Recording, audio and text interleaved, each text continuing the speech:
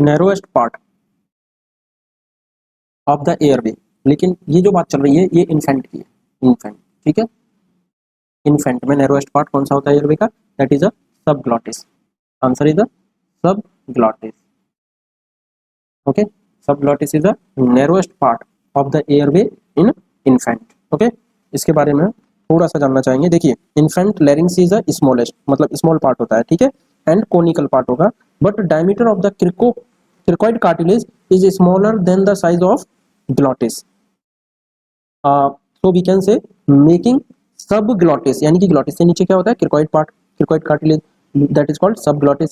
सब glottis is the narrowest part, ठीक है, सब glottis is the narrowest part. लेकिन यहाँ पे एक चीज आपको ध्यान रखनी होगी, in case of adult dimension of glottis and सब ग्लॉटिस इज सेम, ठीक है। अगर मैं एडल्ट की बात करूं, यहाँ पे मैं लिख देता हूं अडल्ट, ठीक है, तब यहाँ पे सब ग्लॉटिस एंड ग्लॉटिस दोनों का जो डायमीटर है वो सेम होगा, ठीक है, सेम डायमीटर होगा दोनों का, तो ये याद रखिएगा, अडल्ट में सेम डायमीटर होगा। अब देखिए, सेम डायमीटर तो है, बट लैरिंग्स जो होती है ना एडल्ट में, वो सिलेंड्रिकल होती है, ठीक है। लैरिंग्स कैसी होंगी? सिलेंड्रिकल। जबकि इन्फेंट में कैसी होती है? कोनिकल। और एडल्ट में cylindrical. However glottis is the considered as a narrowest part of adult larynx. Adult larynx में हम नैरोएस्ट पार्ट किसको कहेंगे? ग्लॉटिस को कह सकते हैं। Glottis is a narrowest part, ठीक है, नैरोएस्ट पार्ट कंसीडर कर सकते हैं, हालांकि ये समथिंग सिमिलर होते हैं, बट ग्लॉटिस को नैरोएस्ट पार्ट कह सकते हो एडल्ट के अंदर, ठीक है, अडल्ट लैरिंग्स। ओके, अब देखिए, अगर हम थोड़ा सा डिफरेंशिएट करें between the location of adult लैरिंग्स and paediatric लैरिंग्स, तो अडल्ट लैरिंग्स जो होंगी वो C3 से लेके C6 लेवल पे होती है, ठीक है। अडल्ट लैरिंग्स कहाँ होंगी? हम लैरिंग्स की बात कर रहे हैं, ठीक है, लैरिंग्स। लेकिन जब हम एडल्ट की बात करते हैं, अडल्ट लैरिंग्स, तो अडल्ट लैरिंग्स जो है ये लोकेशन की बात करें तो C3 से लेके C6 लेवल पे होती है, बट यहीं अगर हम पीडियाट्रिक लैरिंग्स की बात करें तो ये C3 टू C4 लेवल तक होती है, ठीक है, C3 या C4 लेवल पर ही रेस्ट करेगी। वाइल सॉलोइंग, जब सॉलोइंग करता है बच्चा तो C1 से लेके C2 तक मूव भी करती है, ठीक है, सॉलोइंग के टाइम पे C1 से लेके C2 तक मूव भी करेगी, ठीक है, मूवमेंट होता है ना। तो अब देखिए, कार्टिलेज जो होगा वो एडल्ट में सॉफ्ट होता है, कार्टिलेज सॉफ्ट होगा एडल्ट के अंदर, लेकिन पीडियाट्रिक्स में सॉफ्टर, ठीक है, ज्यादा सॉफ्ट होगा, तो सॉफ्टर इन पीडियाट्रिक्स।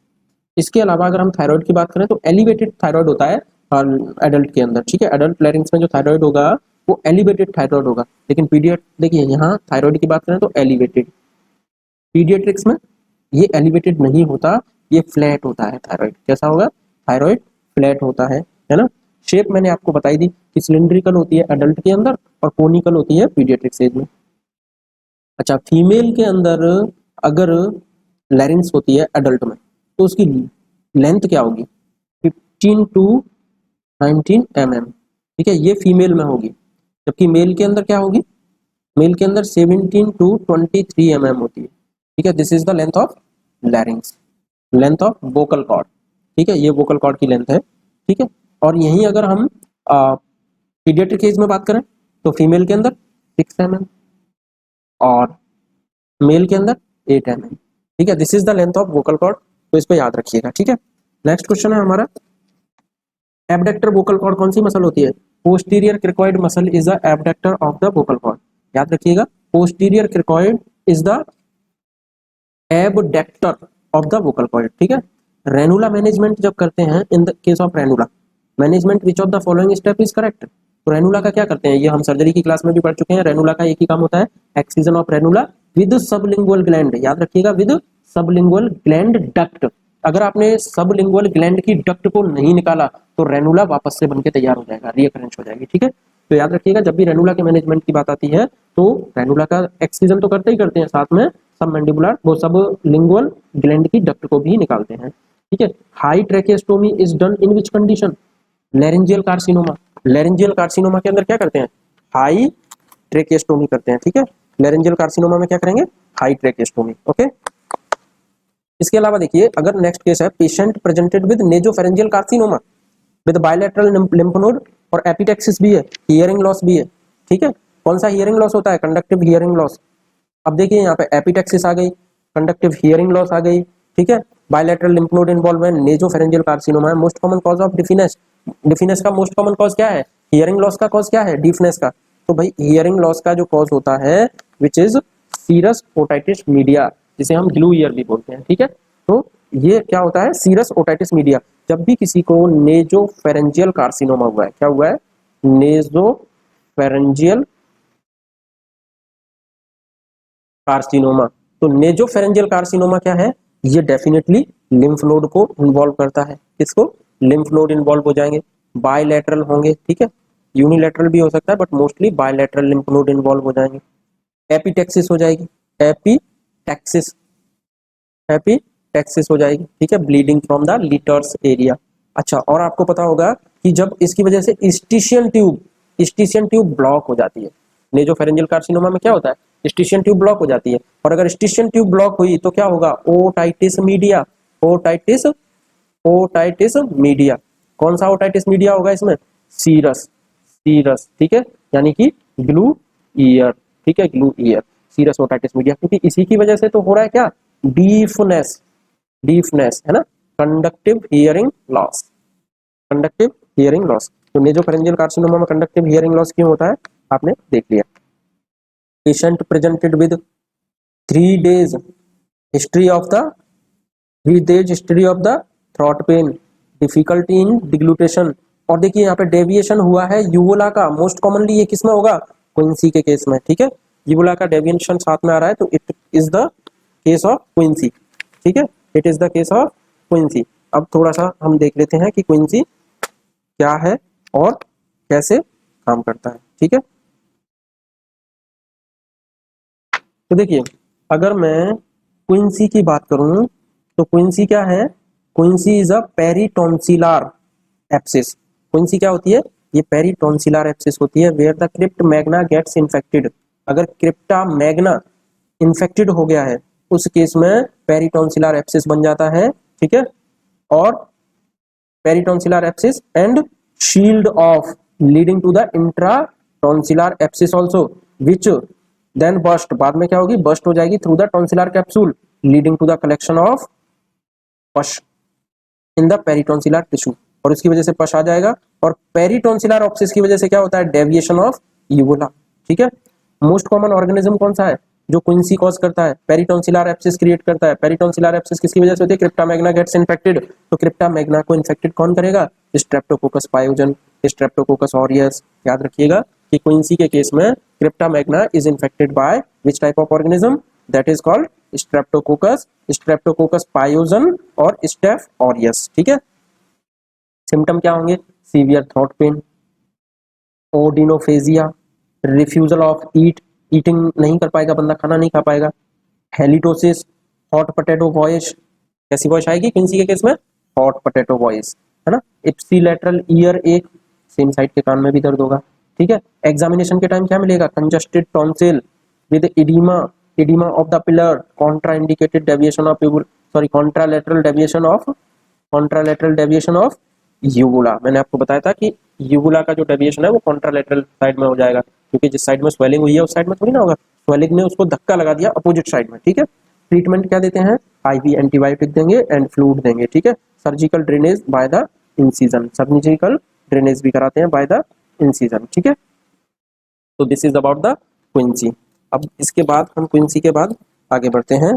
ठीक है, मान लीजिए hypoglossus nerve supply all the muscles. तो हाइपोग्लॉसस नर्व किसको सप्लाई करती है?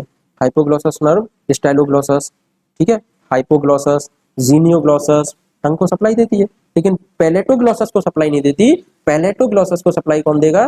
पैलेटोग्लॉसस, पैलेटोग्लॉसस को सप्लाई देगी 10th cranial nerve, vagus nerve. ठीक है, इसको याद रखिएगा। बाकी स्टाइलोग्लॉसस, हाइपोग्लॉसस और जीनियोग्लॉसस को सप्लाई देती है 12th cranial nerve. 10th cranial nerve supplied to the palatoglossus. ठीक है, palatoglossus muscle is supplied by the 10th cranial nerve। के बाद है picket fence, picket fence fever is seen in, picket fence fever. देखिए थोड़ा सा डिफरेंट नाम है, पिकेट, क्या बोलते हैं? Picket fence, picket fence fever. अब ये जो पिकेट फेंस फीवर है थोड़ा अजीब टाइप का फीवर है, तो ये किसमें होगा pickets fence fever? Pickets fence fever आपको देखने को मिलेगा लेटरल साइनस थ्रोम्बोफ्लेबाइटिस के केस में। इसमें लेटरल साइनस थ्रोम्बोफ्लेबाइटिस में, थ्रोम्बोफ्लेबाइटिस में, ठीक है, थ्रोम्बोफ्लेबाइटिस के केस में, लेटरल साइनस थ्रोम्बोफ्लेबाइटिस के केस में आपको कौन सा पिकेट्स फेंस फीवर मिल रहा है, ठीक है, pickets fence fever. Which of the following is malignant lesion condition, ठीक है, इसमें पूछा मैलिग्नेंट क्या नहीं होता, तो aphthous ulcer is not a malignant, तो प्री मैलिग्नेंट या मैलिग्नेंट कौन सी चीजें हो सकती हैं? डेफिनेटली प्री मैलिग्नेंट कंडीशन कौन सी है? Lichen planus is a pre malignant condition, oral submucosal fibrosis is a pre malignant condition, chronic hypertrophic candidiasis also can be pre malignant condition, लेकिन aphthous ulcer is not a pre malignant condition, aphthous ulcer किसी भी case में pre malignant नहीं होता, ठीक है। अब देखिए ट्रीटमेंट करना है नेजोफेरेंजियल कार्सिनोमा का, तो कैसे करेंगे? मैंने आपको बताया था कि नेजोफेरेंजियल कार्सिनोमा है most radio sensitive tumour of the head and नेक, तो रेडिएशन, रेडिएशन, ठीक है, रेडिएशन देंगे और प्लस कीमोथेरेपी भी ऐड कीजिएगा, प्लस कीमोथेरेपी, ठीक है। हालांकि मैंने आपको स्टेजेस बताई थी फर्स्ट और सेकंड, फर्स्ट एंड सेकंड के अंदर हम क्या देंगे? ओनली रेडिएशन, ठीक है, ओनली रेडिएशन, लेकिन थर्ड और फोर्थ के अंदर, थर्ड और फोर्थ की बात आती है तो कीमो रेडिएशन, कीमो रेडिएशन, ठीक है, तो याद रखिएगा थर्ड और फोर्थ में chemo radiation, this is the type of treatment for the nasopharyngeal carcinoma. Next question है all of the following are seen in superior laryngeal nerve damage, जब superior laryngeal nerve damage हो जाएगी तो क्या क्या दिक्कत आएगी? क्या क्या दिक्कत आएगी? बाउल, क्या आएगी? बॉड वोकल कॉर्ड, क्या हो जाएगा? Bowed vocal cord, bowed vocal cord क्यों हुआ? सुपीरियर लेरेंजियल नर्व डैमेज होने की वजह से, ठीक है। और क्या होगा? Strider, loss of pitch, loss of pitch, तो आवाज कैसी हो जाएगी अगर लॉस ऑफ पिच हुआ है तो, ठीक है, ये सारी चीजें होंगी। एस्पिरेशन में कोई दिक्कत नहीं है, ठीक है, एस्पिरेशन नहीं होगा। अच्छा तो देखिए अगर मान लीजिए ट्रॉटर स्ट्रेट किस में दिखता है? नेजोफेरेंजियल कार्सिनोमा में। ट्रॉटर स्ट्रेट मैंने आपको बताया था conjunctive hearing loss of palate palsy और डीप फेशियल पेन, ठीक है। अच्छा मैं क्या बात कर रहा था कि जब external branch of the superior laryngeal nerve supply किसको करती है? क्रिकोथायरॉइड को, and mainly responsible for the pitch of voice, if it is required the cause bowing and inferior placement of vocal cord, ठीक है, तो क्या होगा? consequent loss of pitch, definitely pitch loss हो जाएगी, ठीक है, loss of pitch. Next question देखिए मैंने जैसे कि आपको बताया था ऑल ऑफ द फॉलोइंग, मतलब जितनी भी मसल्स हैं लैरिंग्स की किससे सप्लाई होती हैं? रिकरेंट लेरेंजियल नर्व और सुपीरियर लेरेंजियल नर्व से। एक्सटर्नल ब्रांच जो है वो सुपीरियर लेरेंजियल नर्व होती है जो सप्लाई करती है क्रिकोथायरॉइड को, मेनली रिस्पॉन्सिबल होती है पिच के लिए, pitch of voice. Rest all the muscles supplied by the recurrent laryngeal nerve, तो रिकरेंट लेरेंजियल नर्व कहाँ से राइज होती है? वेगस नर्व से, at the level of subclavian artery, ठीक है, आर्ट सबक्लेवियन आर्टरी हुक्स जहाँ होता है तो हुक्स होगा अराउंड इट, इसके अराउंड में एक हुक होता है, then ascend between the trachea and oesophagus, फिर क्या करेगी ये?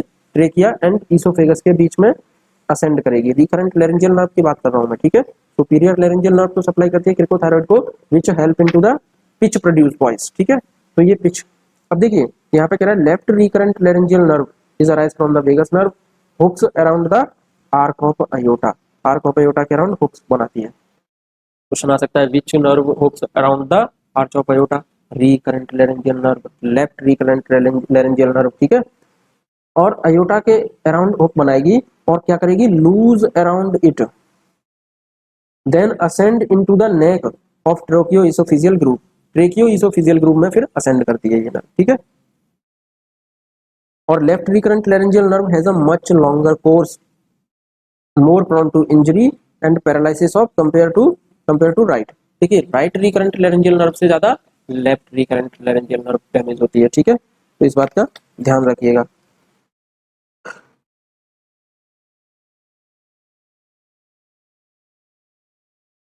ठीक है, तो यहाँ पे आता है कि recurrent laryngeal nerve is supply to all except, तो रिकरेंट लेरेंजियल नर्व सारी नर्व मसल्स को सप्लाई करती है, चाहे क्रिकोथायरॉइड हो, क्रिकोरेटिनॉइड हो, ठीक है, और सॉरी क्रिकोरेटिनॉइड, इंटररेटिनॉइड और एरी एपिग्लॉटिस, ठीक है, एरे एपिग्लॉटिक को, इन सबको सप्लाई कौन देती है? Recurrent laryngeal nerve. But cricothyroid को सप्लाई कौन देगा? क्रिकोथायरॉइड को सप्लाई देती है सुपीरियर लैरेंजियल नर्व, क्योंकि क्रिकोथायरॉइड की हेल्प से ही तो पिच प्रोड्यूस होता है। तो अगर सुपीरियर लैरेंजियल नर्व डैमेज हो गई तो क्या होगा? सुपीरियर लैरेंजियल नर्व डैमेज हुई तो क्या होगा? Loss of pitch, loss of pitch. और which muscle is responsible for this pitch? Cricothyroid, cricothyroid, cricothyroid, ठीक है, क्रिकोथायरॉइड मसल। तो इस तरीके से आप इसको याद रखिएगा, ठीक है। अब आता है most common site for the laryngeal wave is, laryngeal wave के लिए मोस्ट कॉमन साइट कौन सी है? ग्लॉटिक लेवल। क्या है? Glottis level.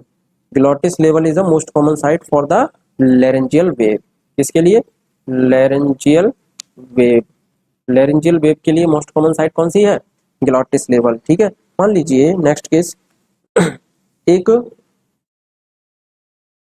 15 साल का बॉय है, presented with history of fever, 2 दिन से unable to swallow the food, food swallow नहीं कर पा रहा है ना, फूड विद मफल्ड वॉइस, देखिए वॉइस मफल्ड वॉइस हो गई, कैसी वॉइस हो गई? Muffled voice. On examination noted right tonsil is shifted to the mid line. अब देखिए टॉन्सिल फिर से डेविएट कर गया ना, और टॉन्सिल डेविएट किस में कर रहा था? क्विंसी में। क्विंसी में फीवर भी आता है क्विंसी में, क्योंकि स्ट्रेप्टोकोकस पायोजन और स्टेफाइलोकोकस ऑरियस का इन्फेक्शन हो जाता है, ठीक है। तो उसकी वजह से क्विंसी के अंदर क्या होगा? फीवर भी होगा, ठीक है। Unable to swallow definitely, muffled voice sound किसके अंदर आएगा? इसी के अंदर आएगा, और 15 साल की उम्र है, ठीक है, सेकंड डिकेड में। तो मिड लाइन से shift, tonsil is shifted, right tonsil क्या हुआ? शिफ्ट कर गया टुवर्ड द मिड लाइन, ठीक है। तो this is the case of quinsy, quinsy. इसके बाद आता है juvenile recurrent laryngeal, juvenile recurrent laryngeal papillomatosis. तो बात ये नहीं है, इसका नाम तो है ये जुवेनाइल, ठीक है, याद रखिएगा, juvenile recurrent laryngeal papillomatosis, juvenile recurrent papillomatosis. तो ये कॉज किसकी वजह से होता है? तो ये होती है ह्यूमन पेपिलोमा वायरस की वजह से, ह्यूमन पेपिलोमा वायरस की वजह से। कौन करता है इसको? Juvenile recurrent laryngeal papillomatosis is caused by human papilloma virus. देखो आप अगर पेपिलोमेटोसिस को याद रखोगे ना, तो ये आप ह्यूमन पेपिलोमा वायरस तक पहुंच जाओगे, तो बहुत ईजी है, ठीक है। जब भी बात आए papillomatosis, juvenile recurrent laryngeal papillomatosis की, तो this is the caused by human papilloma virus. मान लीजिए एक 60 ईयर ओल्ड पेशेंट है आपके पास, presented with right sided ear pain, right side के ईयर में उसके पेन है, 60 ईयर ओल्ड है, ठीक है, साथ में डिस्फेजिया है, निगल भी नहीं पा रहा कुछ। और डायग्नोसिस क्या होगी? देखिए जब भी हम बात 60 ईयर तक पहुंच गई ना, तो carcinoma of piriformis sinus, carcinoma, carcinoma of piriformis sinus, ठीक है, याद रखिएगा, कार्सिनोमा ऑफ पिरिफॉर्म साइनस। तो यहाँ पे कार्सिनोमा ऑफ पिरिफॉर्म साइनस हुआ है, ठीक है। अब कार्सिनोमा ऑफ पिरिफॉर्मिस साइनस, देखिए पिरिफॉर्मिस साइनस जो होता है, it is a most common pharyngeal cancer, most common यहाँ पे फेरेंजियल कैंसर आपको, हाइपोफेरेंजियल कैंसर, कार्सिनोमा पिरिफॉर्मिस, ठीक है, piriformis sinus carcinoma, it is the most common hypopharyngeal cancer, it is most common hypopharyngeal cancer. याद रखिएगा कि कार्सिनोमा पिरिफॉर्मिस की बात कर रहे हैं हम, this is the most common hypopharyngeal carcinoma, mostly affect कितने साल के? Males above the 40 year of age. तो यहाँ पे हमारा केस कितना था? 60 ईयर, ठीक है, तो 60 ईयर का केस था। The growth is asymptomatic, growth कैसी रहेगी? एसिम्टोमेटिक फॉर लॉन्ग टाइम, ठीक है। ड्यू टू लार्ज साइज की वजह से क्या हो जाएगा पिरिफॉर्मिस साइनस का? It can spread locally via lymphatic spread, ठीक है, लोकली स्प्रेड होती है but via lymphatic spread. Most common and first lymph node involve कौन सा होता है? Cervical lymph node. तो याद रखिएगा piriformis carcinoma of the piriformis, ठीक है, कार्सिनोमा ऑफ पिरिफॉर्मिस साइनस। तो इसमें क्या इन्वॉल्व होगा? लिम्फेड, देखिए लिम्फ नोड कौन से? Cervical lymph node, cervical lymph node, ठीक है। तो सर्वाइकल लिम्फ नोड इसके अंदर इन्वॉल्व होंगे, और ये मोर देन 40 ईयर की एज होगी, ठीक है, ये चीज आप याद रखिएगा। अब क्लिनिकल फीचर मोस्टली एग्जामिनर डालता है, तो क्लिनिकल फीचर में क्या होगा? Patient usually describe something sticking, something sticking in the throat और प्रिकिंग सेंसेशन आएगा। वाइल द सॉलोइंग, अगर पेशेंट सॉलोइंग कर रहा है, कुछ निगल रहा है, तो क्या आएगा, स्टिकिंग आएगी और प्रिकिंग सेंसेशन आएंगे। ऑल्सो अर्लीस्ट सिम्टम, और यही सिम्टम होते हैं अर्लीस्ट सिम्टम, ठीक है, प्रिकिंग सेंसेशन एंड स्टिकिंग, ठीक है।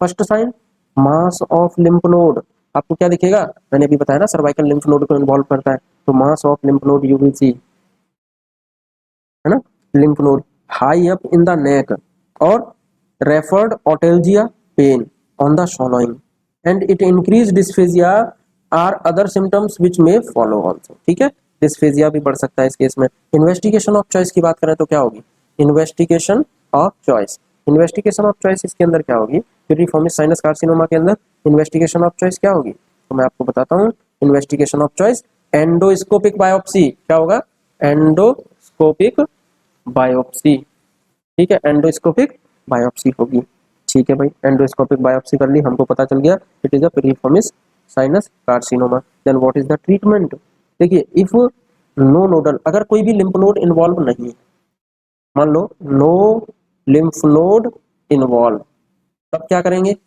Only radiotherapy, radiotherapy, okay. अब मान लीजिए कि लिम्फ नोड इन्वॉल्वमेंट है, तब करेंगे सर्जरी, लिम्फ नोड इन्वॉल्व, तब करेंगे सर्जरी, ठीक है, तो this is the treatment.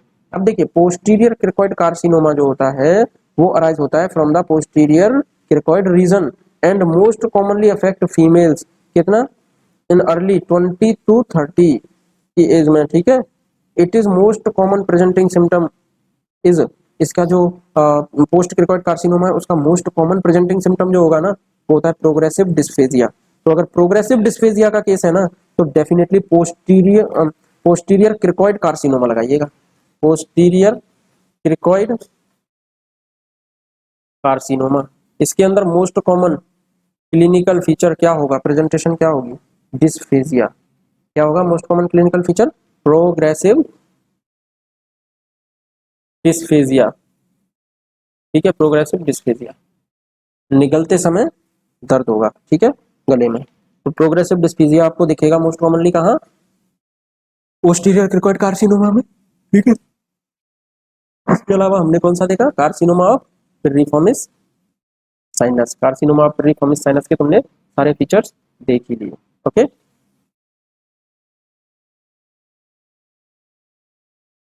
पासवंत ridge, तो आप ये सामने देख रहे हो मैंने ये लिखा है पासवंत रिज, इसलिए पासवंत रिज जो होता है ये फॉर्म होता है पैलेटो फेरेंजियस से, किससे फॉर्म होगा ये, पैलेटो फेरेंजियस से, ओके, पैलेटो फेरेंजियस से पासवंत रिज फॉर्म होता है। ये पासवंत रिज होता क्या है, actually Passavant ridge is a mucosal ridge होता है, म्यूकोजा का बना हुआ रिज होता है, raised by the fibres of palatopharyngeus, okay. ये क्या करता है, इट एनसर्कल करता है, किसको एनसर्कल्स करेगा, encircles the posterior and lateral wall of the nasopharyngeus isthmus, nasopharyngeal के ईस्थमस पार्ट को एनसर्कल करेगा, चारों तरफ से लपेट लेगा, ठीक है। एडवांटेज क्या है इसके, soft palate while contraction makes a firm contact with the ridge, देखिए ये फर्म कॉन्टैक्ट कराता है, जब soft palate while contraction makes a firm contact with this ridge to cut off the nasopharynx, ठीक है, कट ऑफ द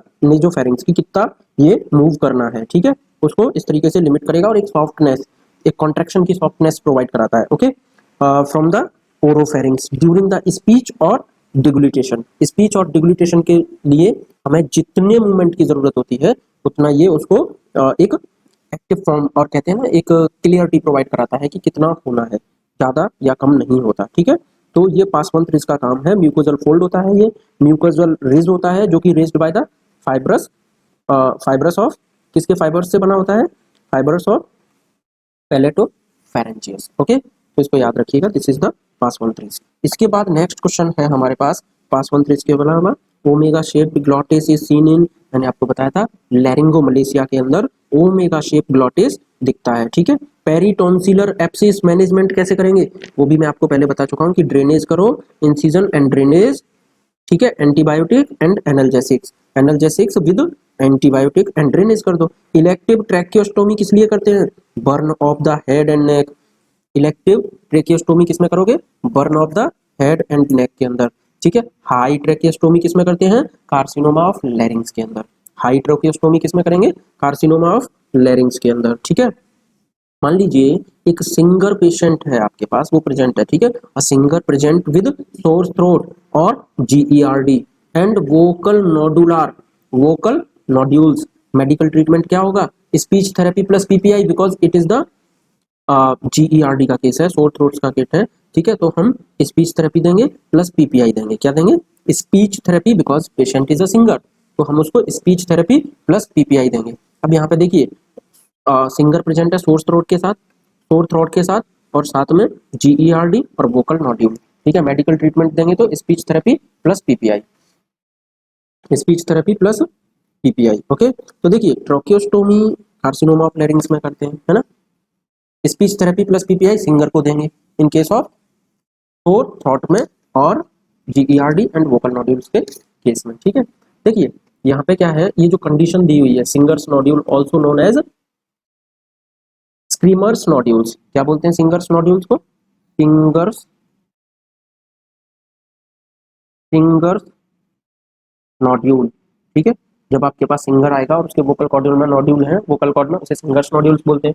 और इसी को स्क्रीमर्स नोड्यूल्स भी बोलते हैं, स्क्रीमर्स नोड्यूल, ठीक है। और ये जो स्क्रीमर्स नोड्यूल है, this is the case of singers nodule, और इसका ट्रीटमेंट क्या है, स्पीच थेरेपी या वॉइस थेरेपी, और साथ में पीपीआई दे दो आप, ठीक है। Speech therapy, voice therapy with PPI, speech therapy, ठीक है, स्पीच थेरेपी, ठीक है, थेरेपी प्लस पीपीआई, ओके।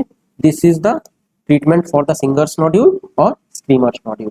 याद रखिएगा, this is the case of singers nodule and screamers nodule.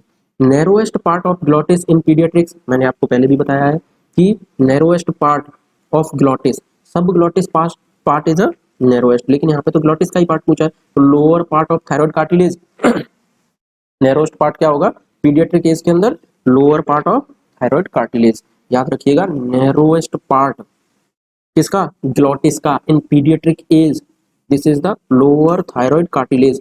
Head and neck tumour है, मान लीजिए एक न्यू केस है आपके पास, हेड एंड नेक ट्यूमर है स्टेज थर्ड में according to TNM stage, TNM stage के अकॉर्डिंग स्टेज थर्ड है हेड एंड नेक ट्यूमर के अंदर। क्लासिफिकेशन कौन सा इन्वॉल्व होगा, bilateral mobile lymph node less than 6 centimetre. क्या होगा टीएनएम, देखिए मैं यहाँ लिख देता हूँ, टीएनएम स्टेज थर्ड, ठीक है, थर्ड स्टेज है, तो इसके अंदर क्या होना चाहिए, बायलैटरल, ठीक है, मोबाइल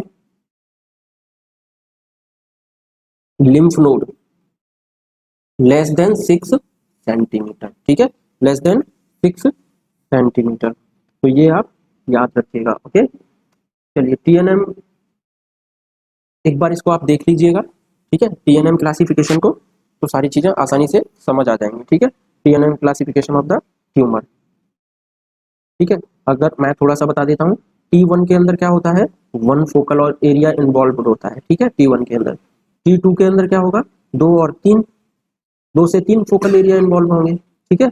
और T3 के अंदर प्री एपिग्लोटिस या फिर पैरा एपिग्लोटिस या पैराग्लोटिस या फिर paralysis of vena cava.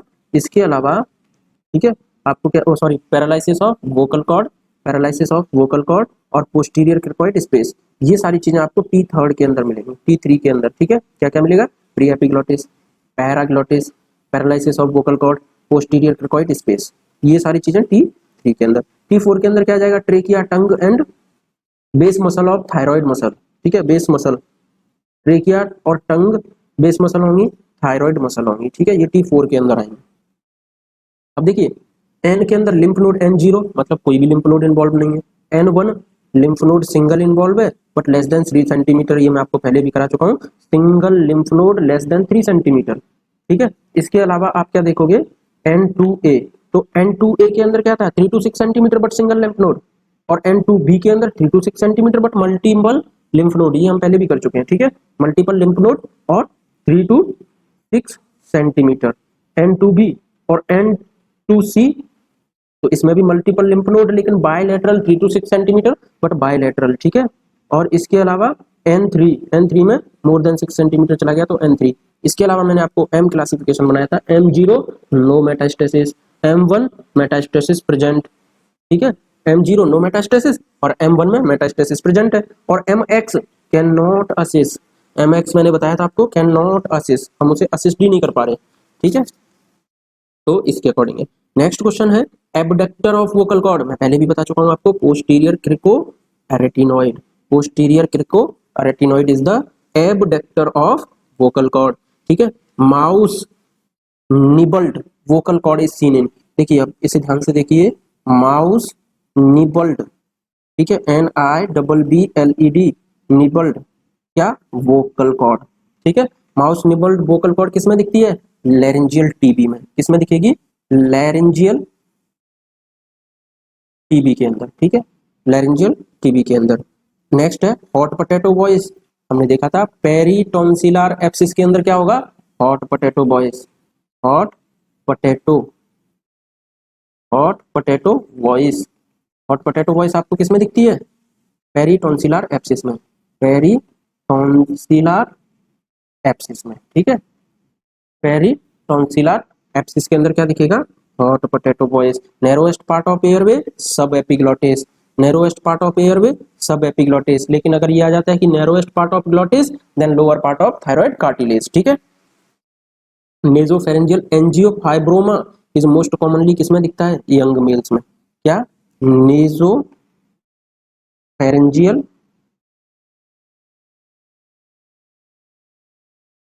Nasopharyngeal angiofibroma किसमें दिखेगा, यंग मेल्स में, ठीक है, यंग मेल्स में मोस्ट कॉमनली देखने को मिलता है। मान लीजिए एक 13 साल का बच्चा है, वो आपके पास क्लिनिक में आता है, history of the gradual swelling of maxilla, याद करिएगा हिस्ट्री क्या है, gradual swelling of maxilla, gradual swelling of maxilla, है ना, gradual swelling of maxilla.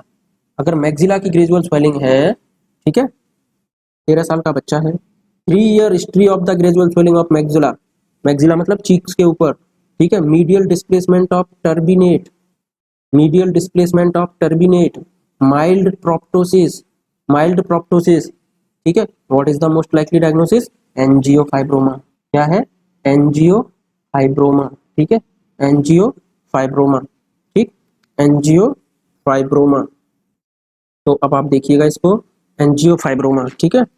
Next है, next question, crypt are present in, crypts कहाँ दिखती हैं आपको, टॉन्सिल के अंदर, क्रिप्ट्स कहाँ दिखेंगी, टॉन्सिल के अंदर। इसके बाद नेक्स्ट क्वेश्चन, मलम पट्टी स्कोर, मलम पट्टी स्कोर किसके लिए यूज होता है, oral cavity of the patient for the intubation, मलम पट्टी स्कोर तो याद है ना, मलम पट्टी स्कोर किसके लिए, oral cavity of patient for intubation, ठीक है, इंट्यूबेशन के लिए पेशेंट की मलम पट्टी स्कोर देखते हैं, ठीक है। Which of the following muscle is not applied by recurrent laryngeal nerve, recurrent laryngeal nerve के द्वारा कौन सी नर्व वो मसल सप्लाई नहीं होती, तो मैं आपको पहले भी बता चुका हूं कि क्रिकोथायरॉइड जो है वो सुपीरियर लेरेंजियल नर्व से सप्लाई होती है, ना कि रिकरेंट लेरेंजियल नर्व से। बाकी रिकरेंट लेरेंजियल नर्व से सप्लाई होंगी, जैसे थायरोएरेटिनॉइड, ठीक है, और लेटरल क्रिकोएरेटिनॉइड, पोस्टीरियर क्रिकोएरेटिनॉइड, ये सब रिकरेंट लेरेंजियल नर्व से सप्लाई होती हैं except cricothyroid, except cricothyroid. Which of the following is an abductor of vocal cord? Posterior cricoarytenoid, है ना, याद है ना, posterior cricoarytenoid। अच्छा, recurrent laryngeal nerve supply किसको करती है, thyroarytenoid, posterior cricoarytenoid, lateral cricoarytenoid, but cricothyroid is supplied by the superior laryngeal nerve, ठीक है। वार्थेंस ट्यूमर, वार्थेंस ट्यूमर किस कहाँ पे होता है, ये आपको वैसे तो पता होगा सबको, वार्थेंस ट्यूमर, एक्चुअली ये जो वार्थेंस ट्यूमर है ना, ये हम पैरोटिड ग्लैंड में देखते हैं। वार्थेंस ट्यूमर कहाँ देखेंगे, पैरोटिड, पैरोटिड ग्लैंड के अंदर, ठीक है, पैरोटिड ग्लैंड में क्या देखेंगे हम, वार्थेंस ट्यूमर। वार्थेंस ट्यूमर कहाँ दिखता है, पैरोटिड ग्लैंड में। ग्लॉसोफेरेंजियल नर्व किसको सप्लाई करती है, स्टाइलो, ग्लॉसोफेरेंजियल नर्व सप्लाई किसको करेगी, glossopharyngeal nerve supply to the stylopharyngeus muscle, ठीक है, glossopharyngeal is the 9th cranial nerve supply to the stylopharyngeus, stylopharyngeus, stylopharyngeus muscle को सप्लाई देती है glossopharyngeal nerve ninth cranial nerve supply to the stylopharyngeus muscle. Omega shaped epiglottis किस में दिखता है? लैरिंगोमलेशिया के अंदर। ओमेगा शेप्ड किस में दिखेगा? Omega shaped epiglottis seen in laryngomalacia के अंदर। थंब साइन भी मैंने आपको बताया था एक्यूट एपिग्लॉटाइटिस के अंदर, एक्यूट एपिग्लॉटाइटिस के अंदर, ठीक है। बेजोल्ट्स एप्सिस, ये भी मैं वैसे आपको बता चुका हूं।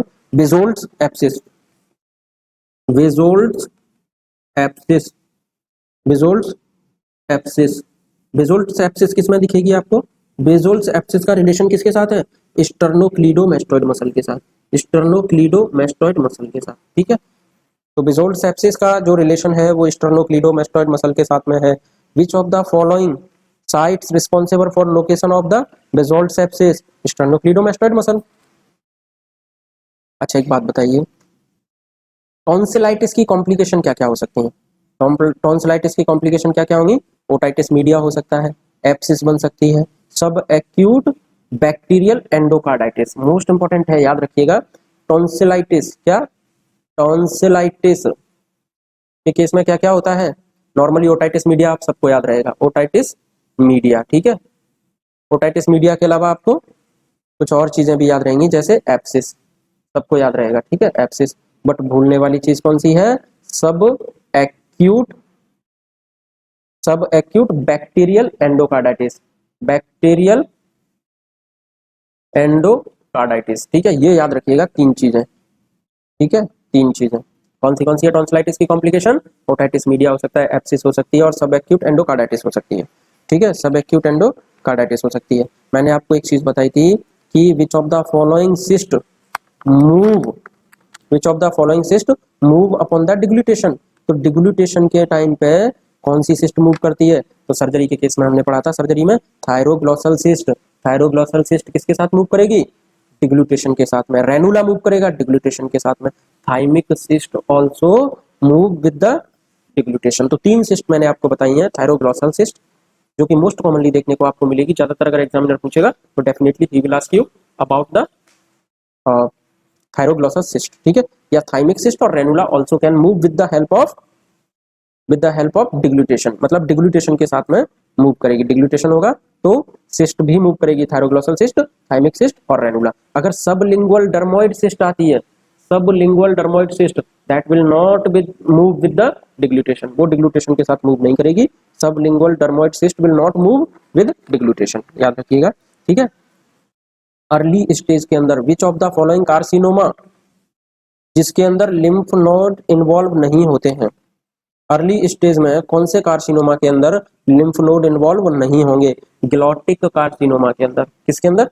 ग्लॉटिक कार्सिनोमा के अंदर अर्ली स्टेज पे लिम्फ नोड इन्वॉल्व नहीं होते।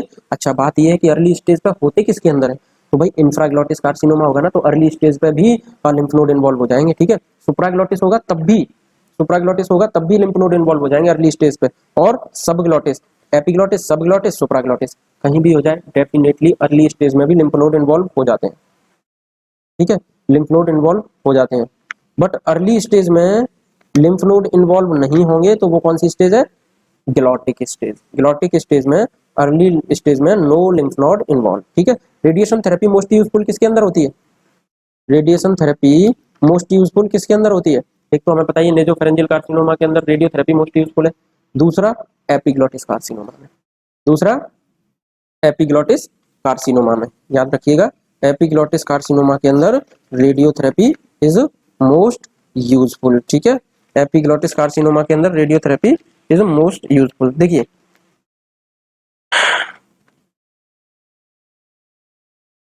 मैंने आपको बताया था ग्लॉटिस कार्सिनोमा जिसके अंदर अर्ली स्टेज में लिम्फ नोड इन्वॉल्व नहीं होते, ठीक है। तो क्यों नहीं होते? Most common laryngeal malignancies are squamous cell carcinoma, जो कि 90 से 95% देखने को मिलते हैं, ठीक है।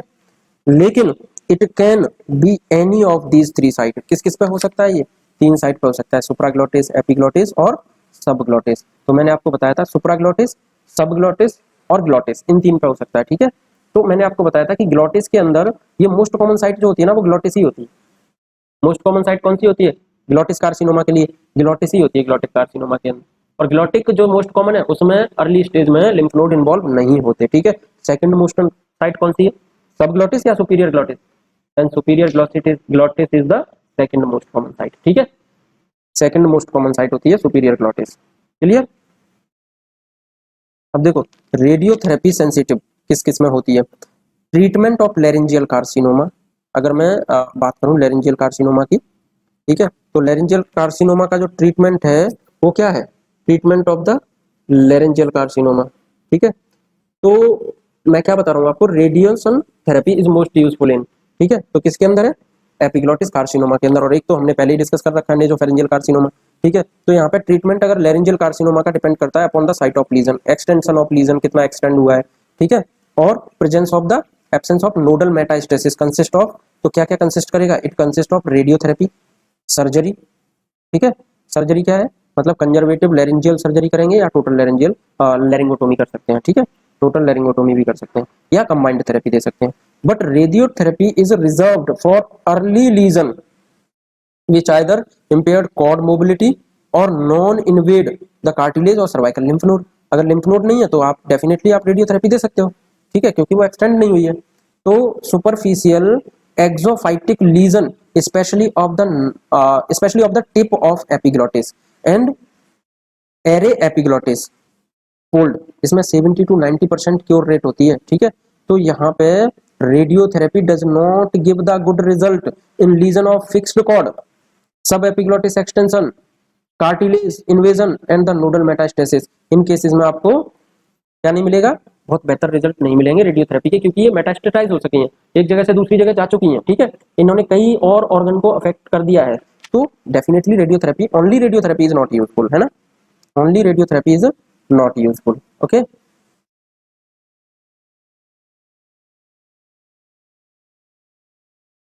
तो देखिए early stage of all these the cancer prognosis, good prognosis होती है विद द रेडियोथेरेपी। अगर इन सारी ही कैंसर में अर्ली स्टेज की बात करें, अर्ली स्टेज की बात करें तो डेफिनेटली गुड प्रोग्रेसिव होगी। ठीक है, गुड प्रोग्नोसिस होगी। But once the cord mobility is impaired, अगर मान लो जो कॉर्ड की मोबिलिटी है अगर एक बार वो रुक गई, इमोबिलाइज्ड हो गई, ठीक है, तो surgery is the next best choice, फिर आप रेडियोथेरेपी से कुछ नहीं कर सकते। लेकिन अगर एग्जामिनर ने आपको इस तरीके से पूछा है कि radiotherapy is mostly useful in, then you will choose epiglottis carcinoma. Okay, और हॉट पोटैटो वॉइस तो मैं आपको पहले ही बता चुका हूँ किस किस में आएगा।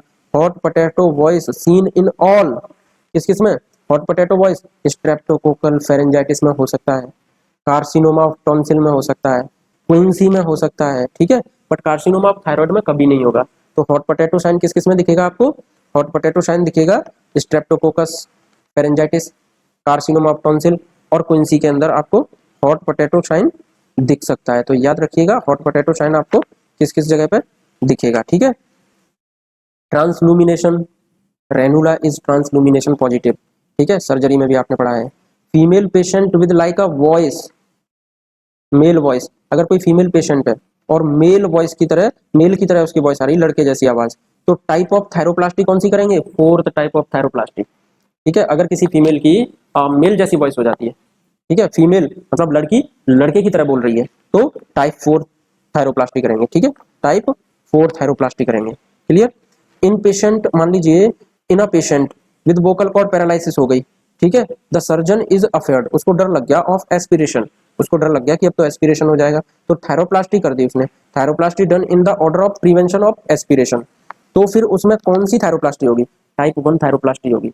अगर मान लो कोई पेशेंट, कोई डॉक्टर है वो सर्जरी कर रहा है और सर्जरी के दौरान वोकल कॉर्ड पैरालिसिस हो गई, अब उसको लग रहा है कि भाई अब तो एस्पिरेशन होने लग जाएगा, प्रॉब्लम हो जाएगी, डॉक्टर को डर लग गया, तो वो इसके लिए प्रिवेंशन के लिए, एस्पिरेशन प्रिवेंशन के लिए कौन सी सर्जरी करेगा, टाइप 1 सर्जरी। ठीक है, टाइप 1 थायरोप्लास्टी।